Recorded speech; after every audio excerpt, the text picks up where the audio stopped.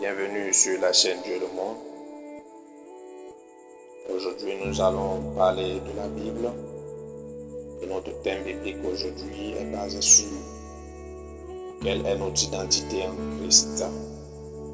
Pour cela, je vous prie de suivre la vidéo jusqu'à la fin, car nous allons détailler en 3 étapes notre identité en Christ. Pour ne plus tarder, nous allons commencer notre thème qui est basé sur l'identité en Christ.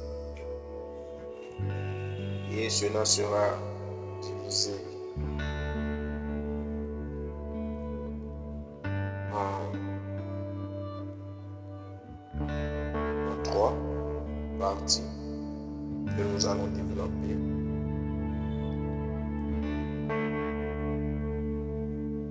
Qu'est-ce que l'identité en Christ? Notre identité en Christ est une nouvelle créature.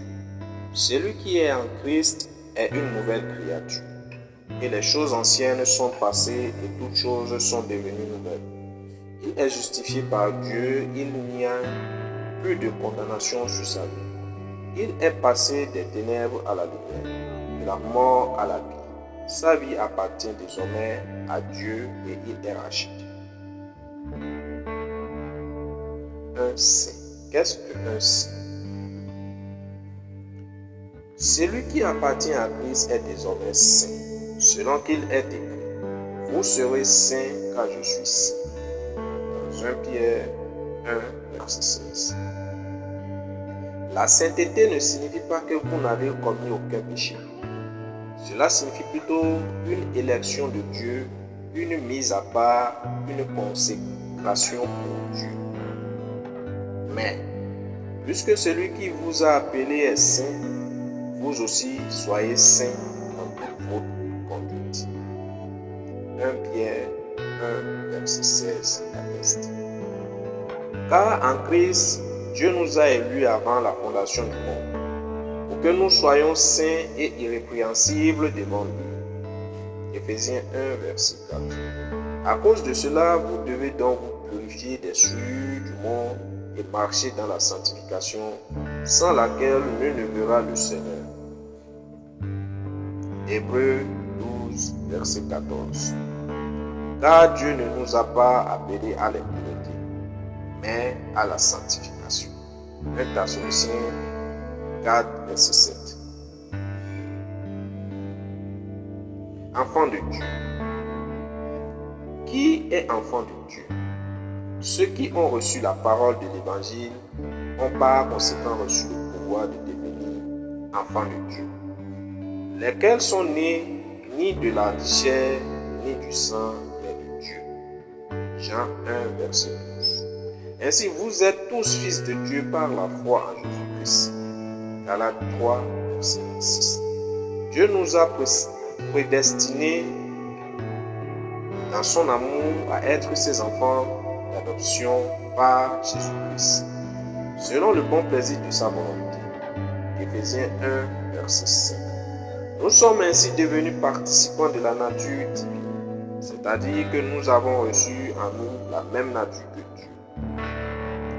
2 Pierre 1, verset 4. C'est pourquoi Jésus-Christ n'a pas honte de nous appeler frères. Hébreux 2, verset 11. Matthieu 28, verset 10. Qu'est-ce que le temple du Saint-Esprit? Temple du Saint-Esprit. Habitation de Dieu, si vous êtes enfant de Dieu, alors l'Esprit de Dieu demeure en vous. 1 Corinthiens 3, verset 16 à 17. Celui qui n'a pas l'Esprit de Christ ne lui appartient pas. Romains 8, verset 9. Ce n'est pas parce qu'on va à l'église qu'on est enfant de Dieu, mais c'est parce que nous sommes habitués par la personne du Saint-Esprit que nous pouvons dire avec certitude que nous appartenons à Christ. C'est l'Esprit de Dieu lui-même qui témoigne à notre esprit que nous sommes enfants de Dieu. Romains 8, verset 16 et Jean 5. 1 Jean 5, verset 6. Nous devons donc honorer le temple de Dieu qui est notre corps et veiller à ne pas attrister le Saint-Esprit par lequel nous avons été scellés pour le jour de la rédemption. Éphésiens 4, verset 30. Qu'est-ce qu'un roi et sacrificateur? Roi et sacrificateur pour Dieu, il est écrit que Dieu a fait de nous un royaume et des sacrificateurs. Ainsi nous régnons sur la terre avec Christ. Apocalypse 5, verset 10. Il ne s'agit pas d'un gouvernement tel que nous le voyons sur cette terre actuellement, mais il s'agit du royaume de Dieu qui s'établira à la fin des temps, au renouvellement de toutes choses. Apocalypse 20, verset 4. Il nous sera donné le pouvoir de juger les nations et même les anges. 1 Corinthiens 6, verset 9. 1 Corinthiens 6, verset 2. Aussi, Dieu a fait de nous des sacrificateurs, c'est-à-dire des gens point pour exercer le sacerdoce dans le tabernacle de Dieu, non pas dans le tabernacle de Moïse, mais plutôt le véritable tabernacle qui descendra du ciel pour s'établir sur la terre à la fin des temps. Apocalypse 21, verset 3. Qui est épouse de Christ? Nous avons été fiancés spirituellement à Christ selon les Écritures. 2 Corinthiens 1, 11, verset 2. Il nous a en effet rachetés par le prix de son sang.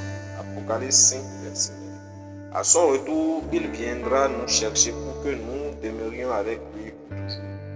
Les noces seront célébrées pour nous dans son royaume et un grand festin sera organisé pour l'épouse de Christ qui s'est préparée. Apocalypse 19, verset 7. Apocalypse 21, verset 9. Le mystère du mariage de l'homme avec sa femme est un mystère lié à Christ et son Église que nous sommes. Éphésiens 5, verset 32. C'est pourquoi il est dit, Marie, aime vos femmes, comme Christ a aimé l'Église, et s'est livré lui-même pour elle.